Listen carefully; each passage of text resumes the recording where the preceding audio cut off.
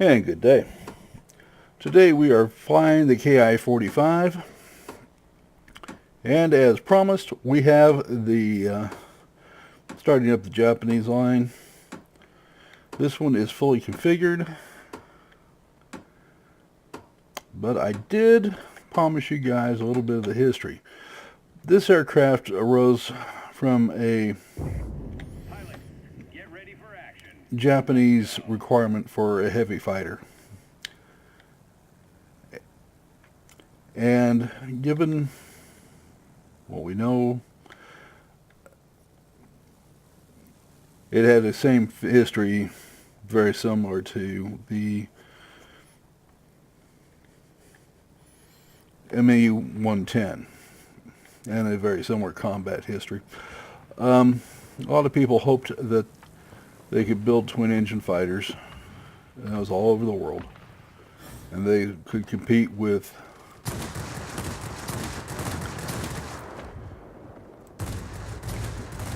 single-engine fighters. Well, that turned out not to be so much the case.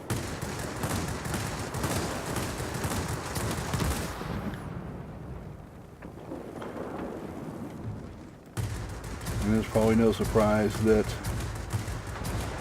the Japanese went the same learning curve with the KI-45 that we did with the P-38 Lightning. There's a way to fight them, and there's a way not to fight them, and you will never forget the difference. I'm pained at dying. The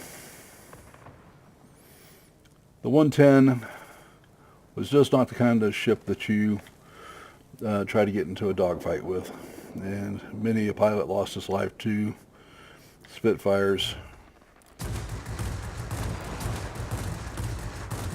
For whatever reason, the P-38 seemed to be more capable of dogfighting, believe it or not, but some of the best pilots ever to grace aviation flew this aircraft, flew the P-38, and so that kind of jiggers things up a little bit when you start trying to do a comparison. Well, that might be... so a lot of people thought they were going to fight the KI-45 with the P-38 against the P-40, and had a very similar experience. Of course, they're being flown by people that you probably just don't want to run across. And one of them, of course, is the Flying Tigers. And what Claire Chennault had done was go and recruit pilots essentially as mercenaries for the Chinese. And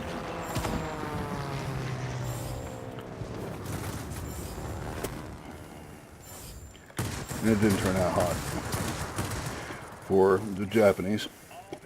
The Flying Tigers were an exceptional group of pilots and birthed any number of aces. And Spitfire just really being a pain in the patootie. And it didn't turn out very well, to say the least. Again, it was tried every time it ran across the P-40. It had its tail feathers handed to it in a rather convincing fashion. Well, be that as it may.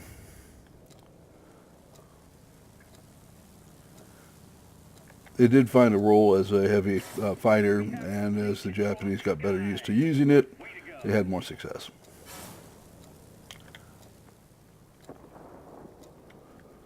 Now, it did find a role as a kamikaze aircraft, and occasionally had some pretty spectacular results. Towards the end of the war, they were withdrawn to Japan after Okinawa.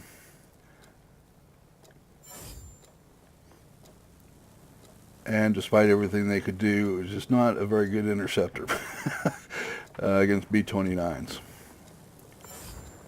Didn't have the altitude capability to really get up there and hassle with them the way they should. Used with night fighters with more success, again mirroring the 209.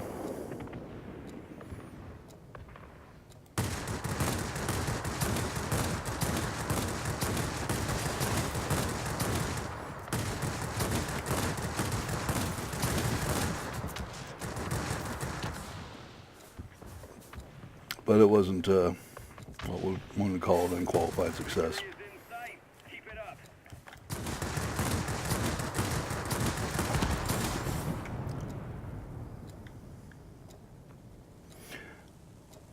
But it had some success at night fighting and racked up some scores against low-flying B-29s at night. And that about wraps it up. It was succeeded by the linear successor, the KI-102, where it turned out to be an aircraft that never was really used. And we'll get into that in the KI-102 later. But needless to say, a 12-second turn, 12.9 second turn time doesn't lend itself against a lot of single-seat fighters. Of course, some it will do rather well against. The multi-ops, anyway.